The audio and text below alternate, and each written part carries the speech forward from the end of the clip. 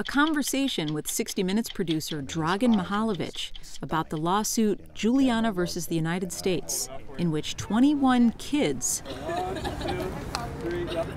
are suing the U.S. government over climate change. 1, 2, 3, jump! We're used to thinking about climate change as conservatives versus liberals, right, and red versus blue. Right. I wonder if this case sort of turns the debate to young versus old. It does. You know, I think kids 10 to 30, they're a lot more concerned about climate change than people, let's say, in my generation or older. For us old folks, we're underestimating a little bit how important the climate change issue is to that generation. You know, a lot of them are quite active, and they study this and they're quite concerned about it. It's not gobbledygook that they're spewing. There are how many plaintiffs in this case? I represent 21 young people. And each of them has an individual claim as to how they've been damaged by global warming? They each have stories of how they're harmed and will eventually testify at trial about that. The climate kids range in age from 11 to 22. I like the clapper thingy. Yeah. Julia Olson, the lawyer, initially thought that she was going to get about 10 kids for this lawsuit. She wound up with 21 because a lot of the kids came to her once word got out, and she put out feelers. I'm 16 and I've been at the front lines of the struggle for a while now. You know, she's got kids from Alaska, from Louisiana, from Florida, from Pennsylvania. James Hansen, who's one of the top scientists, who was one of the first people to warn the federal government in 1988 about the dangers of global warming. His granddaughter, Sophie, is part of the lawsuit as well. The first plaintiff that I met is the oldest, and it's the person whose name is at the top of the lawsuit, Kelsey Cascadia Rose Juliana. So she already comes from a very environmentally conscious family. And this is Kelsey Juliana. How old is Kelsey? She's 5 weeks old. Her full name is Kelsey Cascadia Rose Juliana. The parents were involved in the timber wars back in the 1990s. One of the first things they said to me, Kelsey probably doesn't know this, but at one point we were interviewed by 60 Minutes back in 1996.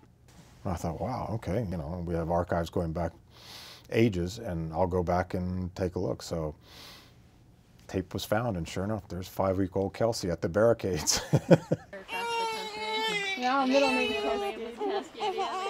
So is there a sense that the parents and the lawyers are the driving force behind these kids' claim? It's a good question. I felt that look, there's no doubt that Julia is the driving force behind the lawsuit. Are you using these children, or are you using these kids to accomplish your own environmental goals? You should ask them that question. They get quite offended at that comment and that question. They're very much using me as their lawyer. You're the one that's being used? I am the one. Yeah, it's a natural question. I mean, are they being used as props? Did you get a sense of how much they really understand the science here? They understand the danger.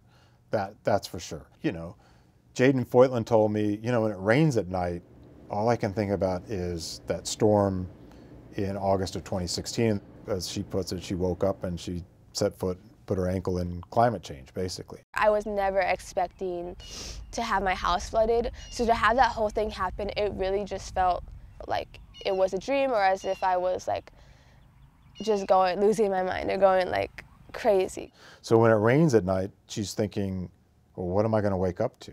There's real fear there. There's real fear, and there's real fear, with Levi Draheim, who lives on a barrier island in Florida, and he's very concerned that one day that island will be uninhabitable because of storm surge, rising sea levels. And none of them pretended that they knew or understood what's going to happen next in this case. The government knew that it was a problem, but they're still taking actions to harm our environment. Such as? Supporting fossil fuel industries. With subsidies? English? English? Subsidies mean they give them tax breaks. They give them favorable treatment. I don't know. Okay. None of them pretended to know any of that type of stuff. But their fear was, I thought, very authentic. You know, there are going to be a lot of adults out there watching this saying, ah, these kids are just being brainwashed by lawyers and environmental activists. Yeah. To them, what do you say?